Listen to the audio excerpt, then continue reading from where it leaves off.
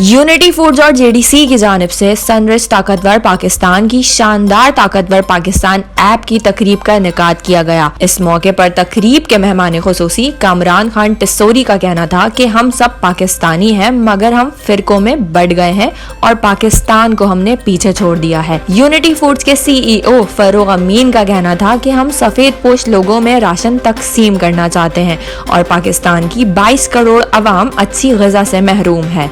सनरिच के चेयरमैन मोहम्मद इदरीस का कहना था कि हम चाहते हैं जो खुद खाएं वही लोगों को खिलाएं। पाकिस्तान में फोर्टिफाइड ग़िज़ा की कमी है। वज़ीर बल्दियात नासिर हुसैन शाह का कहना था कि इस कार्य खैर में हम साथ साथ शामिल हैं। हमने चेयरमैन बिलावल भुट्टो को भी इसका इल्म दिया है। सबके इस मौके पर जफर अब्बास का कहना था कि ये $50 मिलियन का प्रोजेक्ट है जिस पर हम काम कर रहे हैं।